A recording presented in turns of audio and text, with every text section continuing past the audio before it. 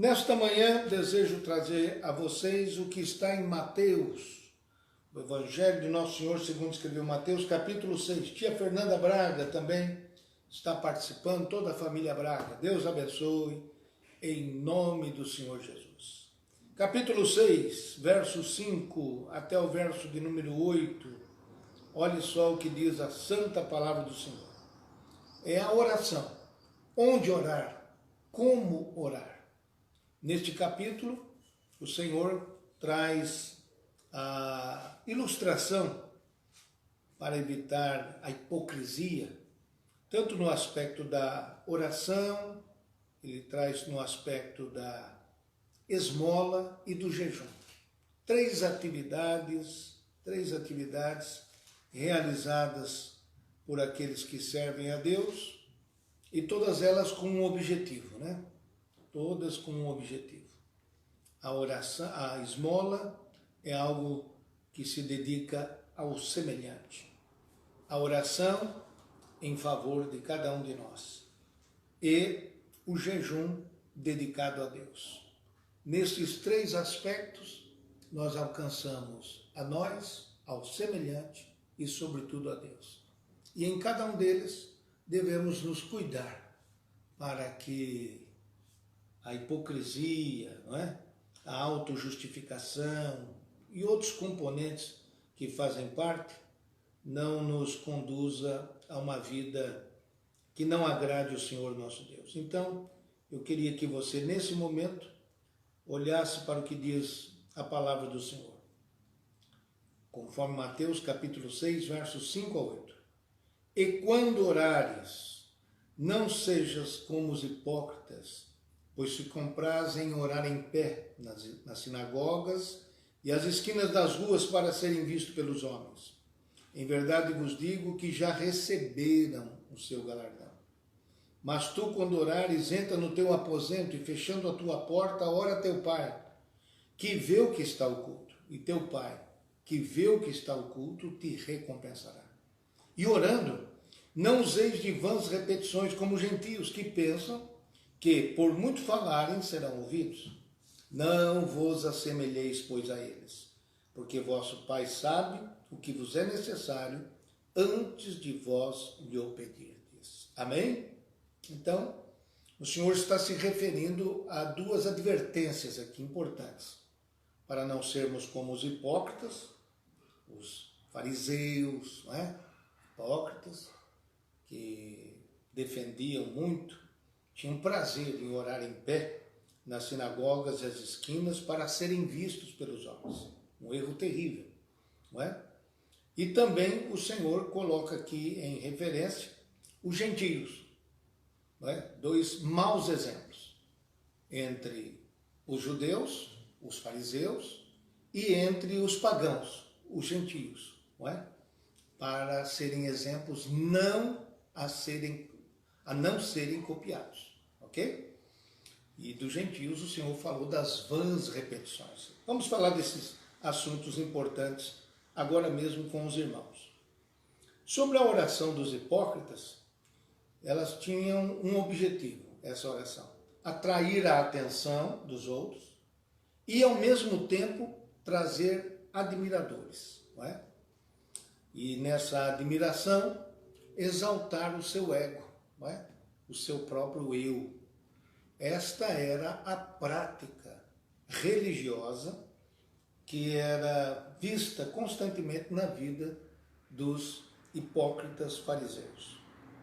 E então, diz a palavra do Senhor, também em Marcos 12, 38 a 40, a seguinte palavra: e ensinando-os, dizia-lhes: guardai-vos dos escribas, que gostam de andar com vestes compridas, e das saudações das praças, e das primeiras cadeiras nas sinagogas, e dos primeiros assentos nas ceias, que devoram, vou repetir, que devoram as casas das viúvas, e isso com pretexto de largas orações. Estes receberão mais grave condenação.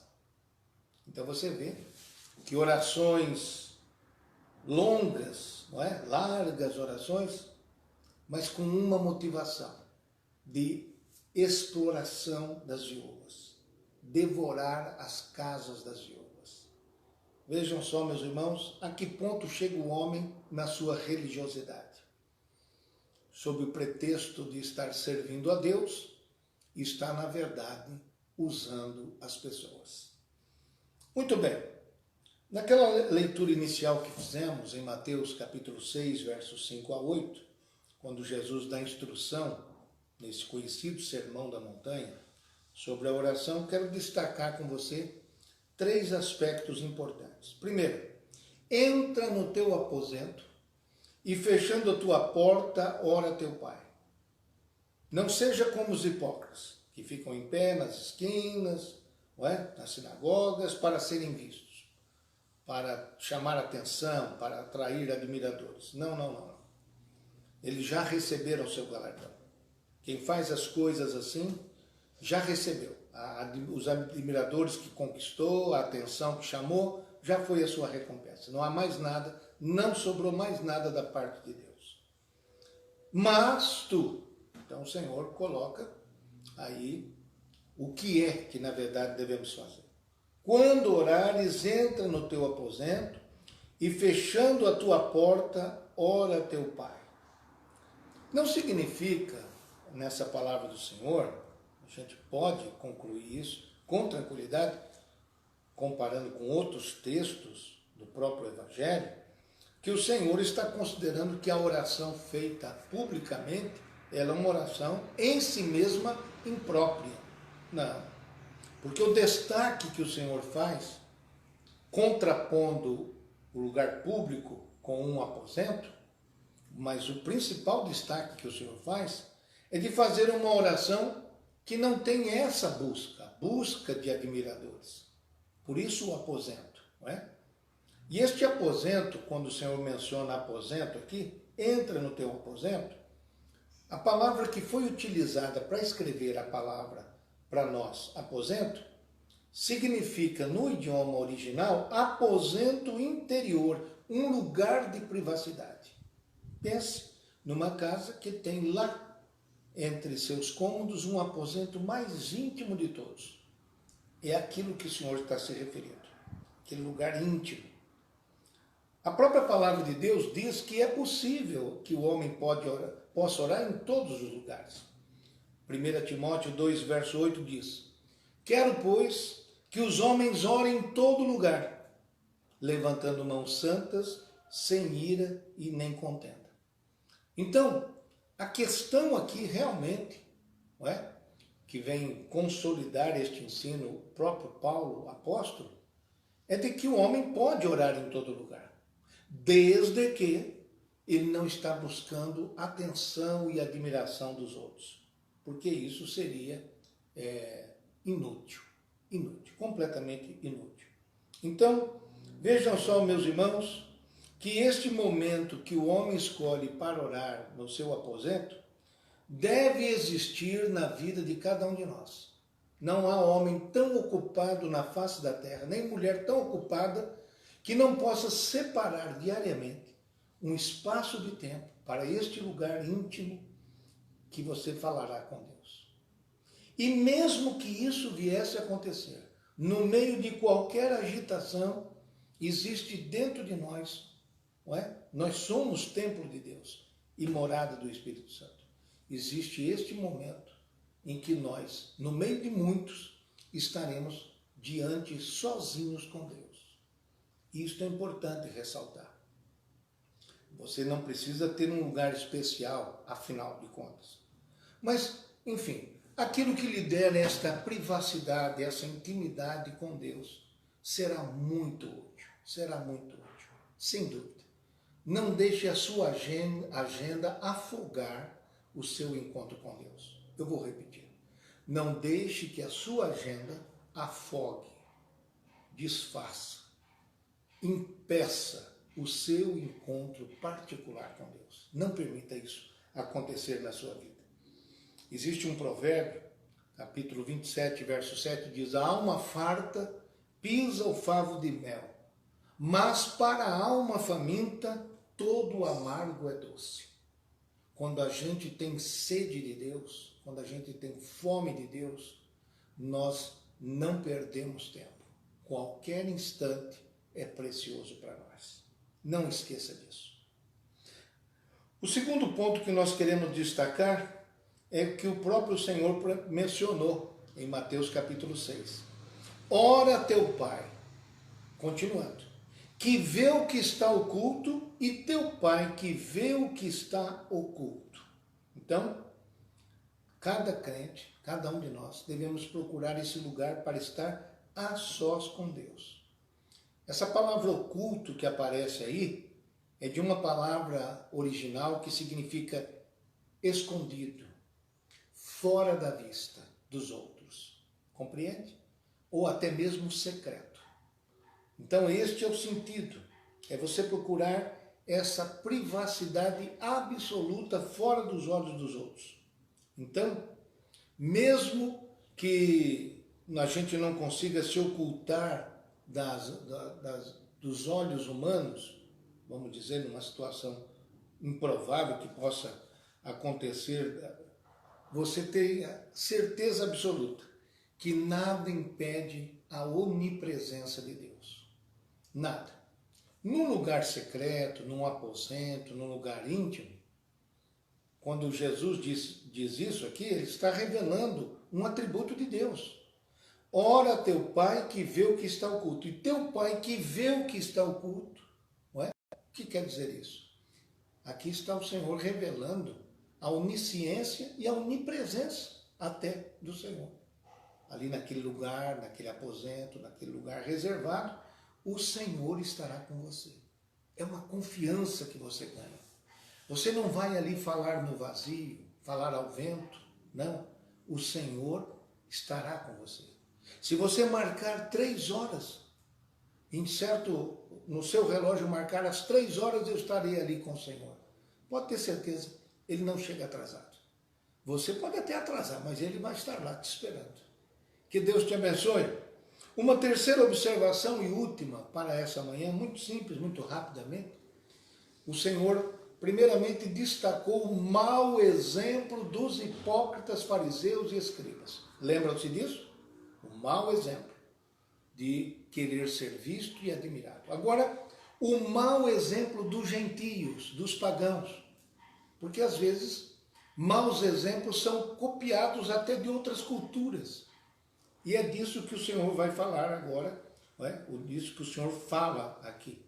Veja só como é que o Senhor trata deste assunto. E orando, continua o assunto da oração, não useis de vãs repetições como os gentios, que pensam que por muito falarem serão ouvidos. Não vos, pois, assemelheis a eles, porque o vosso Pai sabe o que vos é necessário antes de vós lhe o pedirdes. Amém? Então, agora olhando para o mau exemplo dos gentios, maus exemplos importados, fora da religião daquele povo, o Senhor se refere aos gentios. Porque tanto judeus como gentios, todos têm necessidade de conhecer a plena revelação de Deus, principalmente no assunto da oração. E então, o que o Senhor fala dos gentios aqui? Não useis de vãs repetições como os gentios, que pensam que por muito falarem serão ouvidos. Não é? Você sabe, você já deve ter acompanhado isso, de pessoas que ficam proferindo palavras e mais palavras e mais palavras, com uma intensidade muito grande, pensando que esta multiplicação de palavras convencerá a divindade a que eles estão falando, que atenda aos seus pedidos, às suas orações. Pensam num Deus cujas frases repetidas e pronunciadas, mesmo que são frases sem sentido nenhum, mecanicamente falando, pensam que esse ruído das palavras é mais forte do que um clamor do coração. Então, para Deus, o que o Senhor deseja ver é o nosso coração quebrantado diante dele. Muito mais do que o som das palavras. Não há, a priori, meus irmãos, nenhuma dificuldade em entender que façamos repetições em orações. Quantas vezes eu já fiz isso, não é? Porém, quando o Senhor fala, não useis de vãs repetições, não é? Como usam os gentios, é porque ali o hábito era outro. Era falar palavras e mais palavras, não é?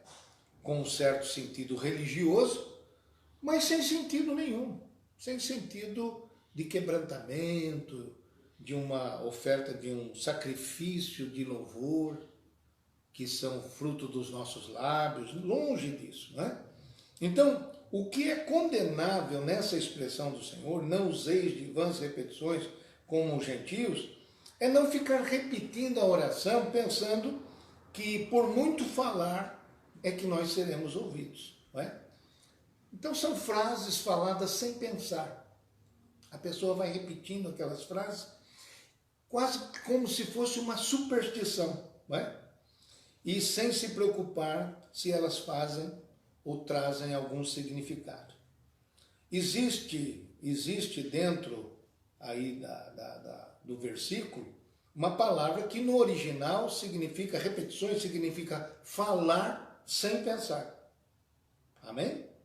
Então, como deveríamos fazer? Eu vou citar um exemplo que aconteceu com Jesus agora.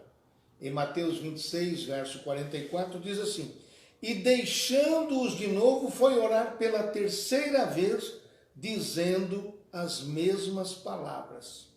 Olha só que interessante. O próprio Jesus, lá no Getsemane, repete a sua oração 3 vezes. É disso que Jesus está falando? É dessa repetição aqui? Não.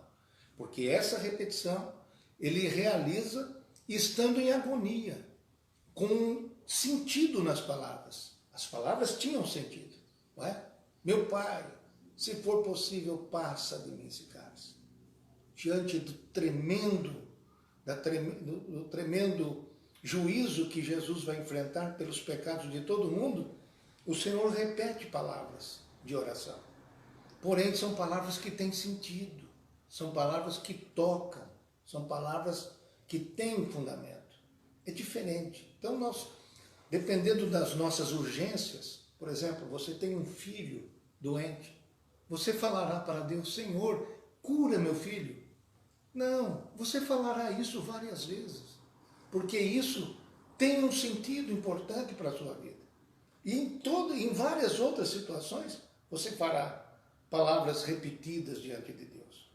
Mas o que o Senhor está aqui chamando a nossa atenção, e longe disso, eu tenho certeza que o prezado irmão não pronuncia palavras repetidas sem sentido somente para alcançar e mover a Deus. Não.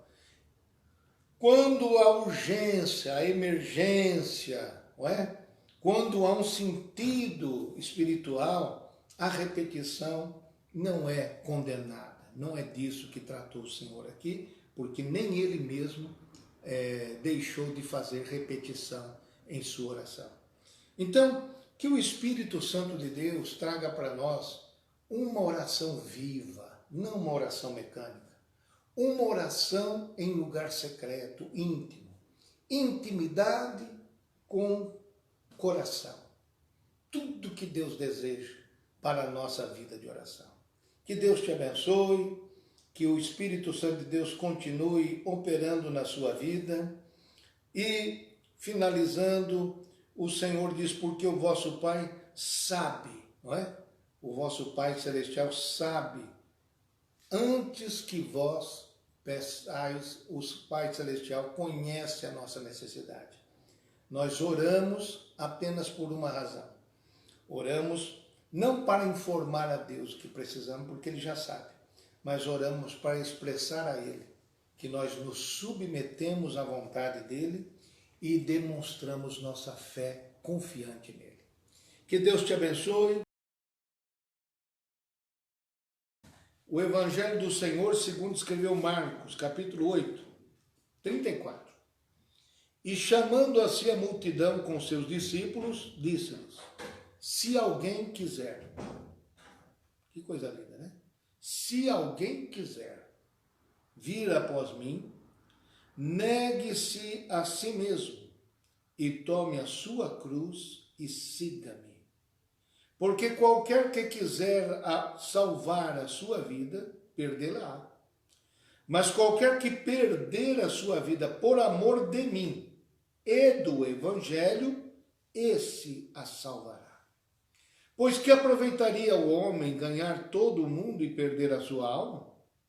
Ou que daria o homem pelo resgate da sua alma?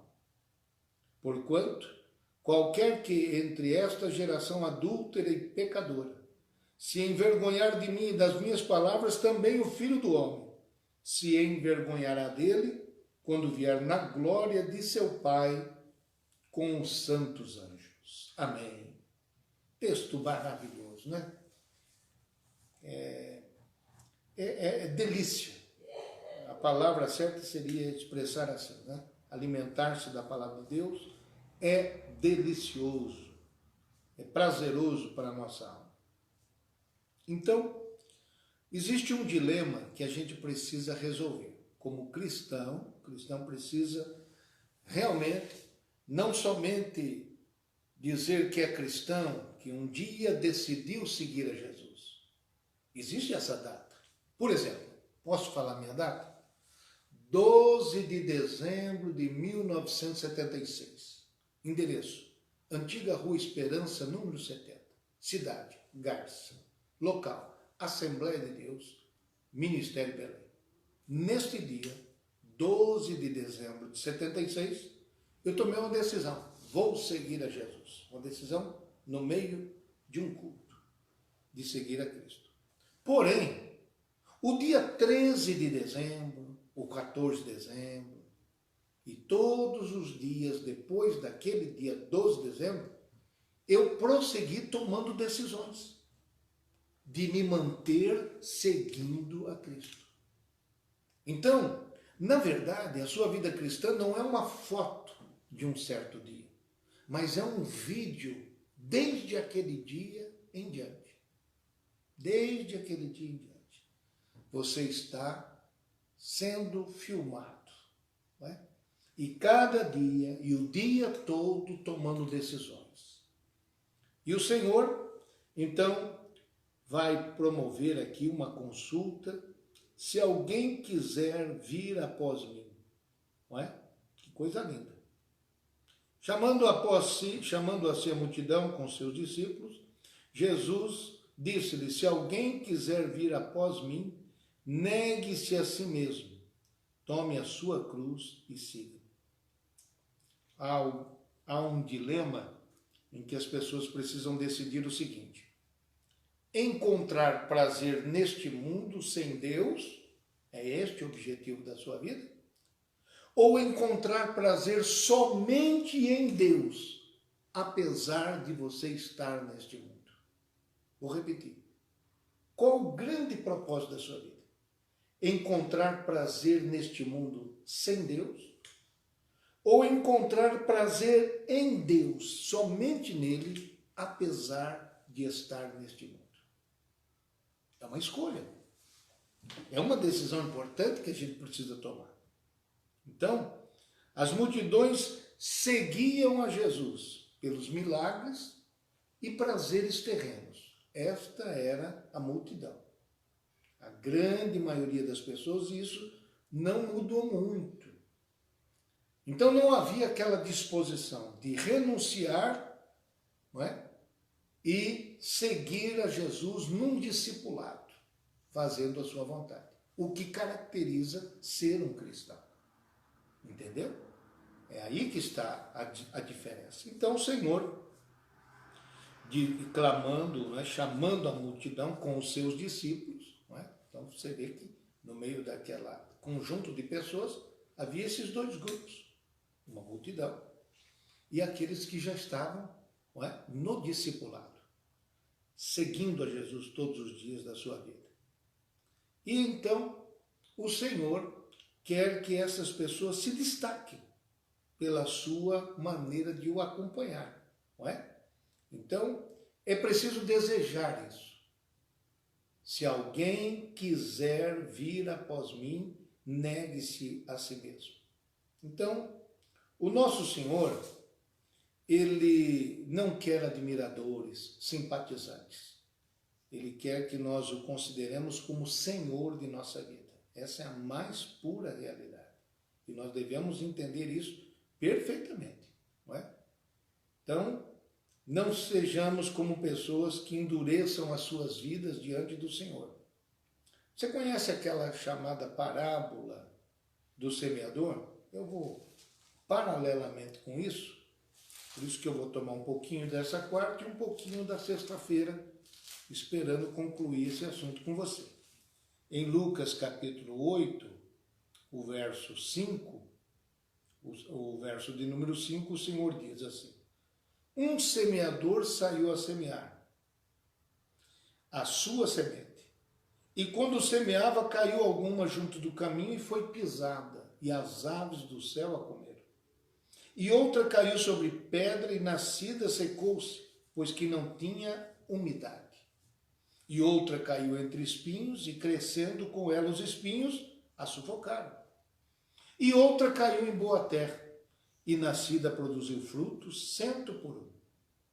Então, dizendo estas coisas, o Senhor clamava: quem tem ouvidos para ouvir, que ouça. Então, existe um convite feito pelo Senhor, conforme acabo de ler para você. Se alguém quiser vir após mim, negue-se a si mesmo e tome a sua cruz e siga-me. Primeiro destaque que a gente deve fazer aqui é que não é um convite forçado.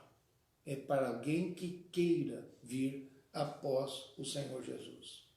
Ou seja, uma pessoa que toma essa decisão de se tornar um seguidor de Jesus, um cristão, é uma pessoa que calcula o resultado da sua decisão. Sabe que há um preço nesse discipulado, por assim dizer, não é?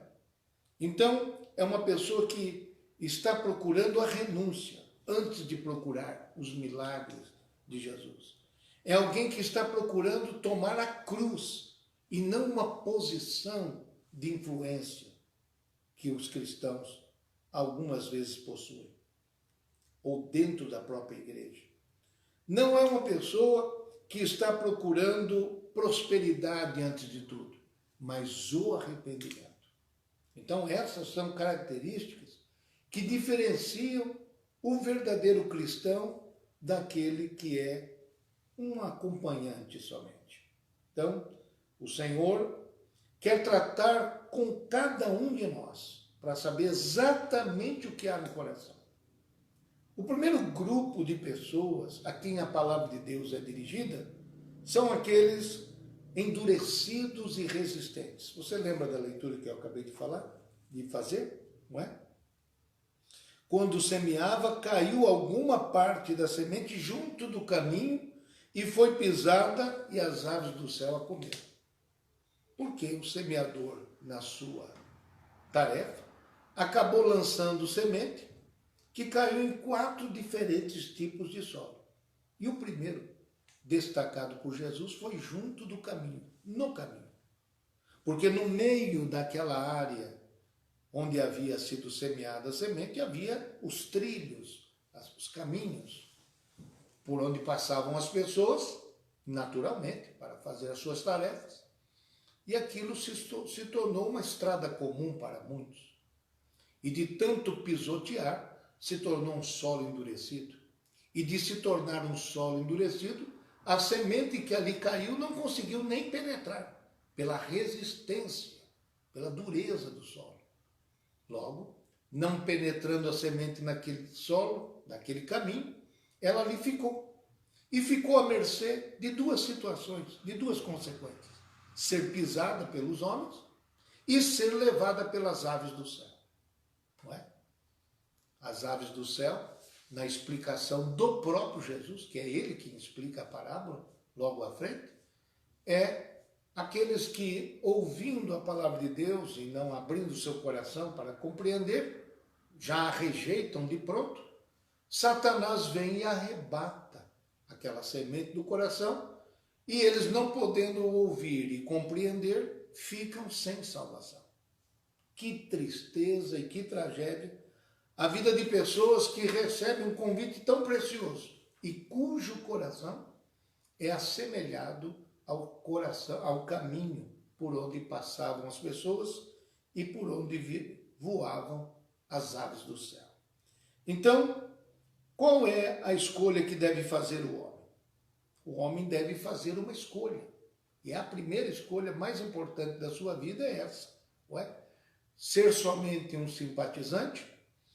Ser alguém que está buscando apenas os milagres, a prosperidade, uma posição eclesiástica? Não é?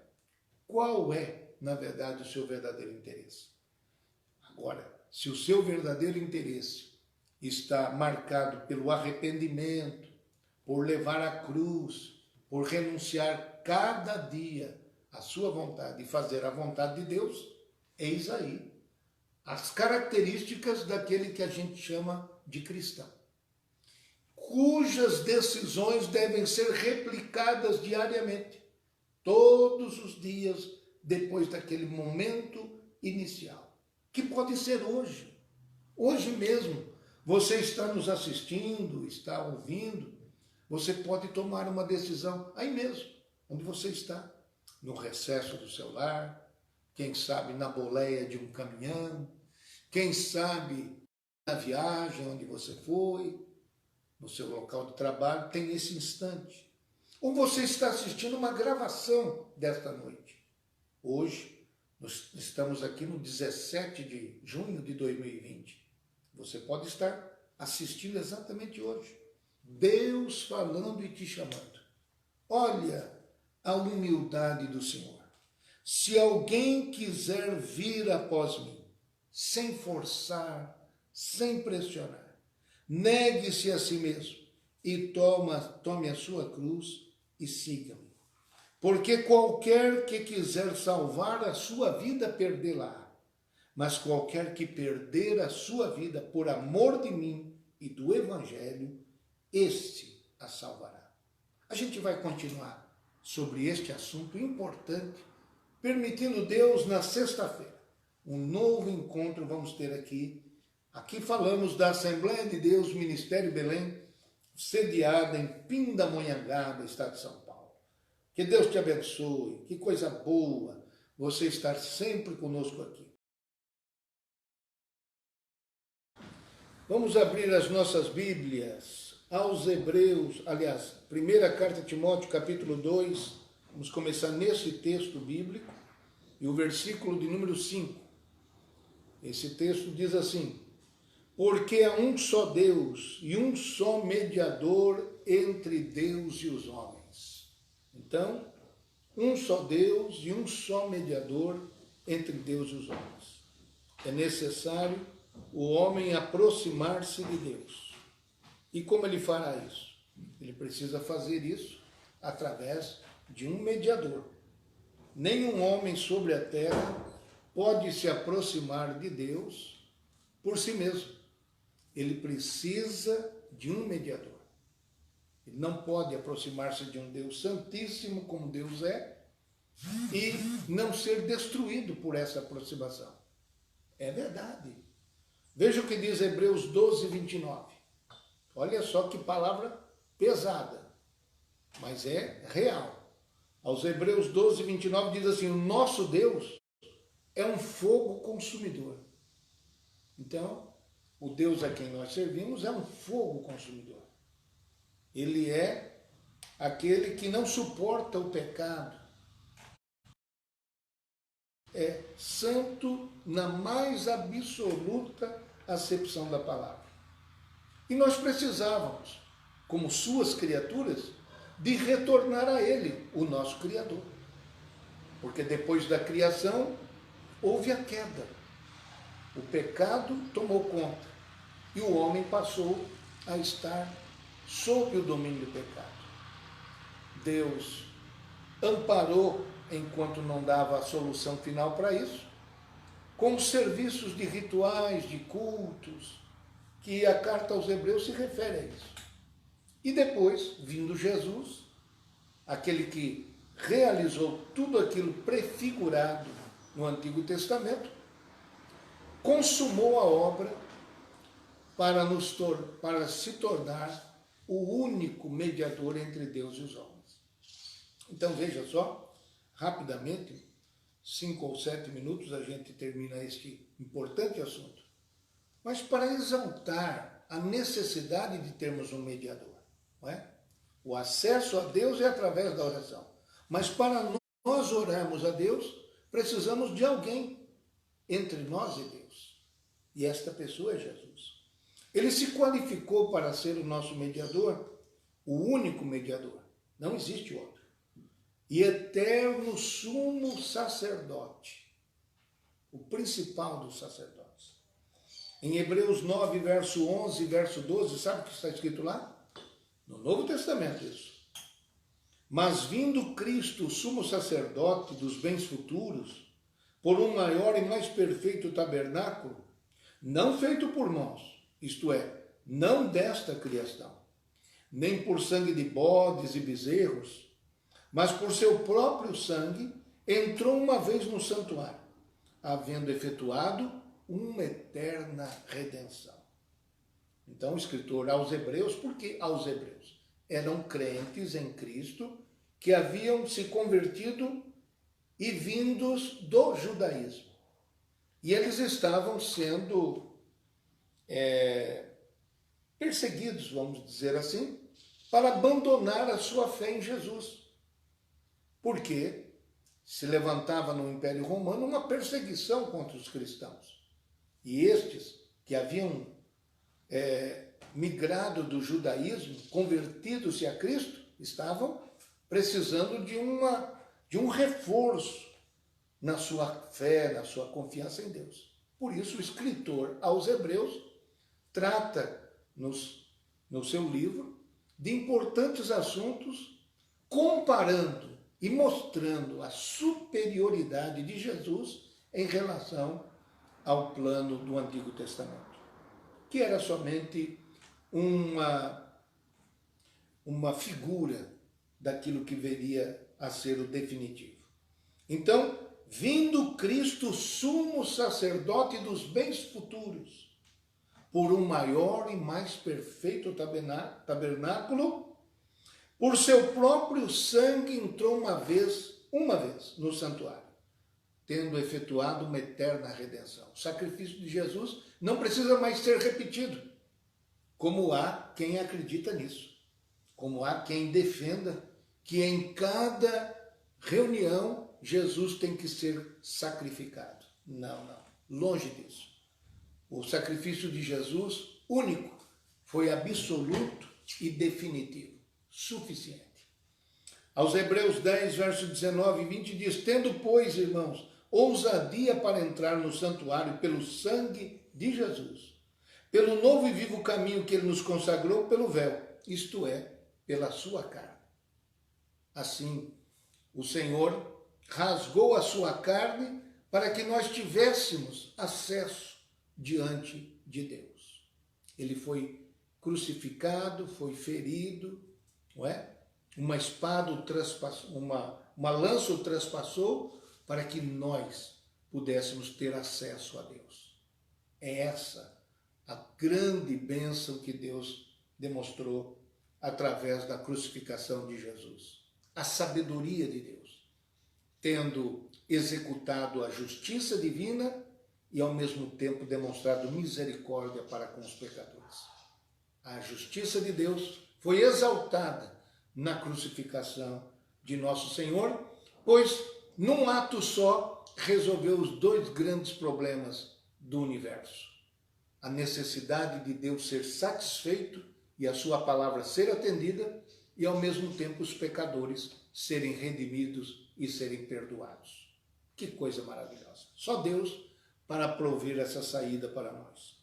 Então, Jesus se qualificou assim, tendo dado a sua vida em nosso lugar, substituindo a cada um de nós.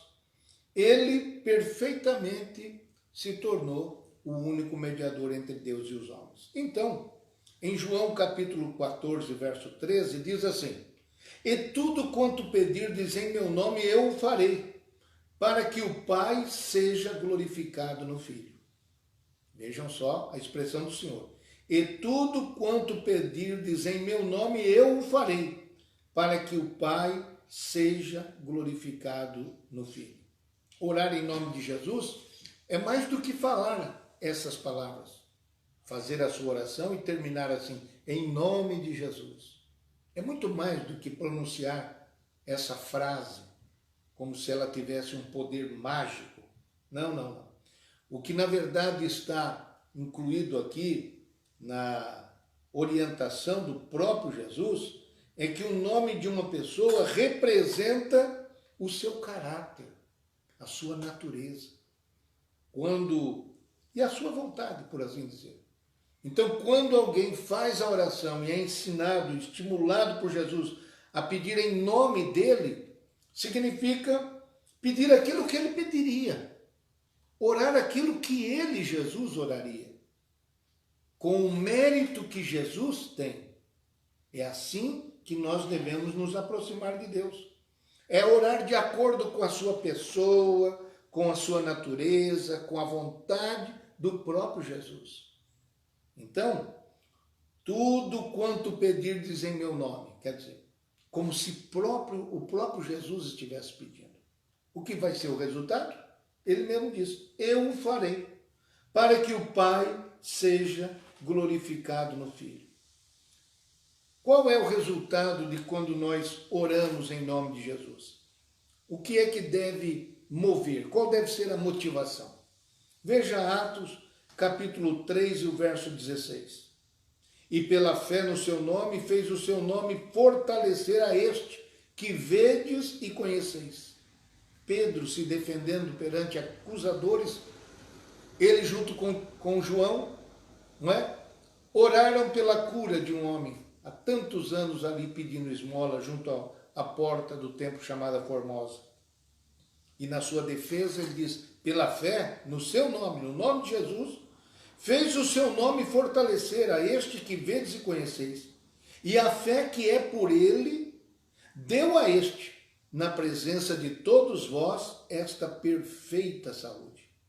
Então, quando nós oramos em nome de Jesus, o nosso desejo, a motivação correta, sempre será trazer glória ao nome de Jesus. Atos 4, verso 30. Então, em nome de Jesus Cristo, levanta e anda. Não foi só uma palavra mágica, não, longe disso. Foi uma palavra para promover a glória do nome de Jesus. Atos 4 e 30. Enquanto estendes a mão para curar e para que se façam sinais e prodígios pelo nome do teu santo Filho Jesus. Todos os discípulos reunidos fazendo esta oração famosa de Atos capítulo 4, verso 30. A igreja já estava recebendo as perseguições advindas daqueles que querem viver como Jesus, não é? Consequentes. Mas os nossos irmãos se posicionaram e falaram com Deus sobre esta oração, veja só com detalhe. Enquanto estendes a mão para curar, e para que se façam sinais e prodígios pelo Jesus. Romanos 15, verso 6. Para que concordes a uma boca, glorifiqueis a Deus e Pai de nosso Senhor Jesus Cristo. Esse é o objetivo. Este é o objetivo de todo o serviço que fazemos em nome do Senhor Jesus. Glorificar ao Deus e Pai de nosso Senhor Jesus Cristo. Então, que hoje em dia está muito em moda, né, nesses tempos de pandemia, a palavra protocolo. Protocolo sanitário, né? Nós recebemos aí orientações desses protocolos, né? E alguns exageros são publicados sobre esses protocolos também, não é? São um pouco exagerados. Mas, enfim, nesses protocolos dizem lá regras que devemos observar, não é? E existe um protocolo para a oração. E como que é o protocolo para a oração? É como ela deveria funcionar. Eu sei de irmãos que oram para Jesus. Eu sei de irmãos que oram até para o Espírito Santo. Mas qual é, na verdade, a instrução da palavra do Senhor sobre a oração? Não é? O que é que diz o Senhor? Ele diz assim: tudo quanto pedirdes em meu nome, eu o farei, para que o Pai seja glorificado no Filho. Então, o modo mais usual da palavra de Deus sobre oração, e Jesus ensinando isso, não é? Em Mateus capítulo 6, não é? Nos ensinando a nos dirigirmos ao Pai, é uma oração célebre, não é? Quando vós orardes, orareis assim: Pai nosso, não é?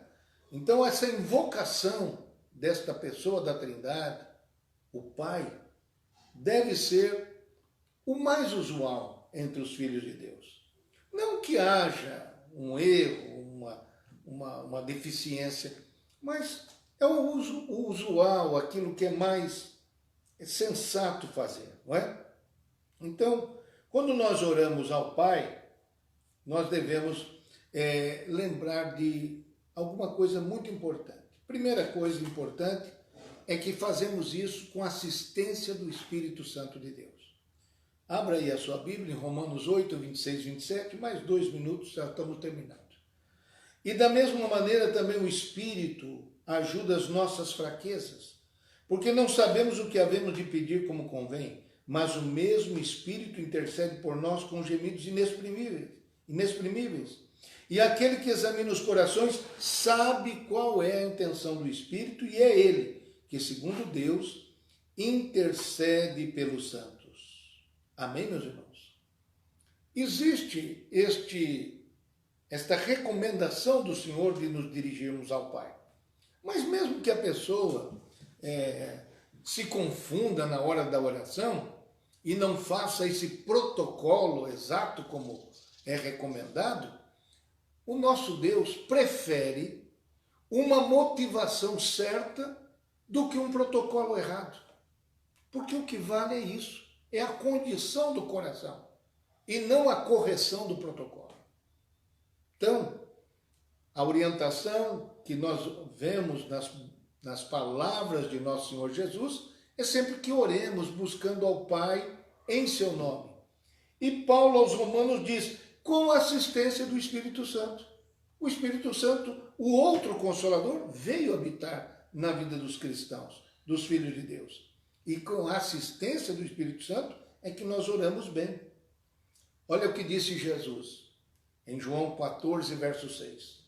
Eu sou o caminho e a verdade e a vida, e ninguém vem ao Pai senão por mim. Então, o Senhor incentiva que nós procuremos ao Pai, em nome de Jesus, com a assistência do Espírito Santo de Deus. O nosso propósito aqui nesta manhã é exaltar a mediação de Jesus. Ele é o único mediador entre Deus e os homens. Eu vou terminar com o versículo que iniciei. 1 Timóteo, capítulo 2, e o verso 5. Porque há um só Deus e um só mediador entre Deus e os homens, Jesus Cristo, homem. Aproveite bem o seu dia, não é? Aproveite bem suas orações. Dirija-se ao Pai em nome de Jesus, sempre com a assistência do Espírito Santo de Deus. Toda a Trindade está interessada nessa comunicação regular junto a Deus. Para isto, veio Jesus, deu a sua vida por nós, passou pelo que passou e constituído por Deus como único mediador. Existem santos, pessoas que durante a história de toda a igreja foram realmente piedosos, pessoas de bem, pessoas até que deram a sua própria vida pelo Evangelho. Mas nenhum deles está qualificado para ser o nosso mediador. Não. Somente há um mediador entre Deus e os homens, Jesus Cristo, homem. Com todo respeito a todos aqueles que figuram na história maravilhosa da igreja, de pessoas de bem, consagradas, piedosas e até mártires durante toda a história, com todo respeito, mas eles não chegam nem a ser sombra do que é o único mediador entre Deus e os homens, Jesus Cristo. Ore ao Pai, em nome de Jesus, com assistência do Espírito Santo de Deus. Deus a todos abençoe. Começamos na quarta-feira, né? Falar sobre um assunto que envolve o cristão. Vocês se lembram? Não é? O cristão é aquele que permanece até o fim. Ele permanecerá até o fim.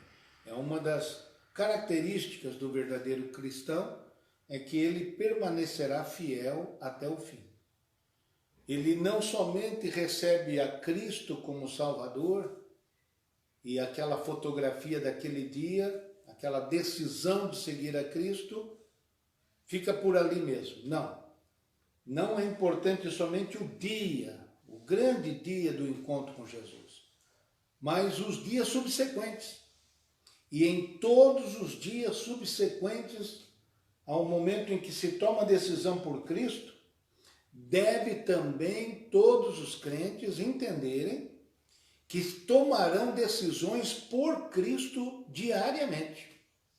Todos os dias e o dia todo. Vou repetir. Não somente naquele dia em que você encontra com Jesus, você tomou uma decisão. Meu caso, 12 de dezembro de 1976. Nos dias seguintes, todos os dias e o dia todo, você tem que tomar decisões. Você continuará seguindo a Jesus ou não? Qual é a sua decisão? Então nós chamamos para falar sobre este assunto alguns versos da palavra de Deus, não é? Pastor Moura Leite está chegando. Deus te abençoe, Pastor Moura Leite, pela sua bondade em nos acompanhar aqui nessa noite mais uma vez, viu? Nossa gratidão aos irmãos aí do Ministério Taubaté. Também o Eduardo Azevedo, pastor ali em Alagoas, está lá em Maceió, entrando em contato com a gente nessa noite. Deus abençoe, pessoal do Belém, do Ministério Belém lá do Beta. Deus abençoe Mário Jorge e Tremembé. Deus abençoe Dreyfus, todos os demais irmãos que já foram saudados nessa noite. Lourdes Aprígio e o esposo Natanael. Evangelho de Nosso Senhor, segundo escreveu Marcos. Olhe só com atenção este convite do Senhor. Diz assim a palavra de Deus. Marcos 8:34. E chamando assim a multidão com seus discípulos, disse-lhes: se alguém quiser vir após mim, negue-se a si mesmo e tome a sua cruz e siga-me. Porque qualquer que quiser salvar a sua vida, perdê-la-á.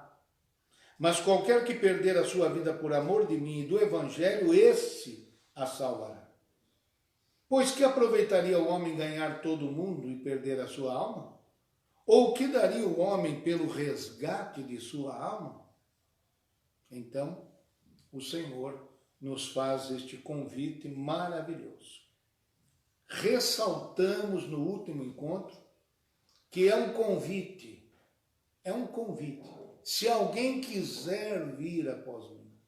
Olha a gentileza de Nosso Senhor. É claro que está carregada de uma responsabilidade, né? Se você não quiser, você deverá enfrentar os resultados dessa escolha. Você pode escolher o caminho, mas não pode escolher o destino do caminho. Então, se você escolhe a Jesus, você está escolhendo um destino maravilhoso, não é? Como disse Paulo, a nossa cidade está nos céus, de onde esperamos também o Salvador, o Cristo, o nosso Senhor. Então, que Deus te abençoe em cada dia na sua decisão, que a sua decisão seja cada dia mais consolidada pelo Senhor, seguindo ao Senhor. Mas procuremos destacar agora este convite ligado à semeadura da palavra de Deus. Vocês se lembram, comentei com vocês, aí mesmo em Marcos capítulo 4, a gente pode usar essa leitura que está aí. Eis que saiu o semeador a semear, 4 e verso 3. de Marcos, também de Marcos, para ficar mais fácil. E aconteceu que, semeando ele uma parte da semente, caiu junto ao caminho, e vieram as aves do céu e a comeram. Lá em Lucas diz que os homens também a pisaram. Além das aves, também os homens causaram dano para a semente, porque ela caiu no caminho, no solo duro, resistente. A semente não penetrou, não germinou, porque não havia como, não havia abertura para a semente. Então, os homens pisam a semente, era o caminho deles, e as aves comeram, que estava ali, ué? Representando Satanás, que vem e arrebata do coração a palavra, para que o homem, ouvindo, não entenda, e se entendendo, compreende e pode se salvar. Essa foi a primeira consideração que a gente fez. Agora, na noite de hoje, nós temos ainda alguns terrenos para avaliar, e isso o que tem a ver com ser cristão. Veja só, se não é verdade. Observe bem o que diz o nosso Senhor. Se alguém quiser vir após mim, não é? Então digamos que houve ali uma abertura para a semente. Mas aí a semente pode encontrar ainda 3 tipos outros de terreno. O primeiro terreno que ela pode encontrar é um terreno pedregoso. Diz aí em Marcos 4 e 5, e outra caiu sobre... Não havia muita terra e nasceu logo, porque não tinha terra profunda. Mas saindo o sol queimou-se, porque não tinha raiz, secou-se. Então essa é a segunda espécie de terreno. E o Senhor mesmo explicou o que significa isso. Aí mesmo em Marcos 4,16, da mesma sorte os que recebem a semente sobre pedregais, que ouvindo a palavra logo com prazer a recebem, mas não têm raiz em si mesmo. Antes são temporãos, depois, sobrevindo a tribulação ou perseguição por causa da palavra, logo se escandalizam. Então, estes são os superficiais. Porque esses 3 outros tipos de terreno, na superfície, eram semelhantes. O que se destacava visualmente como diferente é o caminho, pisado pelos homens no vai e vem, e sementes caíram ali, que representa aqueles que resistem, prontamente resistem à palavra de Deus. Mas os outros 3 tipos de terreno estavam naquela área onde a semente foi lançada. E num daqueles terrenos, um semelhante ao outro, um perto do outro, havia pedras por debaixo. Não se via, mas havia pedras naquele terreno. E essas pedras eram obstáculo para a penetração da raiz. Logo brotou, porém não teve profundidade. Quando veio o sol, queimou aquela planta e ela não pôde produzir fruto. Essa é uma realidade demonstrada pelo nosso Senhor. São aqueles que recebem a palavra com prazer, ficam emocionados, são superficiais, não é?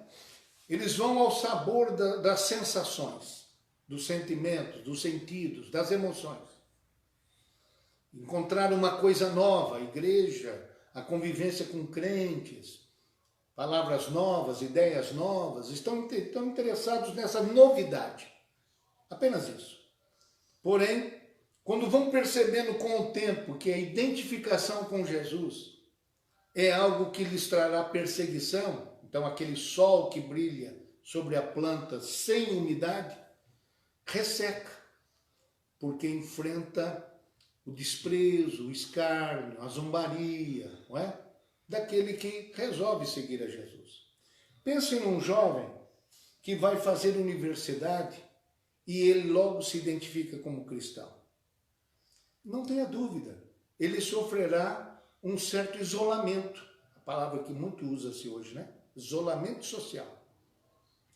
Então, se ele não segue a turma, se ele não faz o que a turma quer, se ele não faz o que a turma recomenda, ele fica entre os que estão por fora.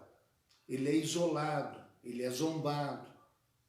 Não é tão simples assim ser um cristão no meio deste mundo. E por isso, se ele não tiver profundidade, se ele não tiver uma raiz que atravesse, se o coração dele estiver com estas pedras, se os obstáculos para ele se demonstram em não ser agradável a todos, ele tem essa dificuldade de ser rejeitado pela escolha de seguir a Jesus, ele prefere uma posição de uma pessoa elogiada do que a própria cruz. Ele prefere o aplauso dos outros do que ficar por fora. Então, ele vai se queimar. Literalmente falando, ele vai acabar se queimando. E aí se torna uma pessoa que não produz fruto. É um tipo de pessoas que logo precisa perceber. Porque naquele dia, esse é o ponto que a gente insiste aqui. Muitos me dirão naquele dia, Senhor, fizemos isto, fizemos aquilo. E o Senhor vai dizer, nunca vos conheci. Em seguida, o Senhor retrata um outro tipo de terreno, que por cima parecia também uma terra onde se poderia semear. Porém, por baixo havia ervas daninhas, espinhos. É disso que fala aqui o Senhor. E como é que o Senhor diz sobre isso? E outra caiu entre espinhos, e crescendo os espinhos a sufocaram e não deu fruto. Veja só como é que o Senhor interpreta isso. E outros são os que recebem a semente entre espinhos, os quais ouvem a palavra. Mas os cuidados deste mundo e os enganos das riquezas e as ambições de outras coisas, entrando, sufocam a palavra e fica infrutífera.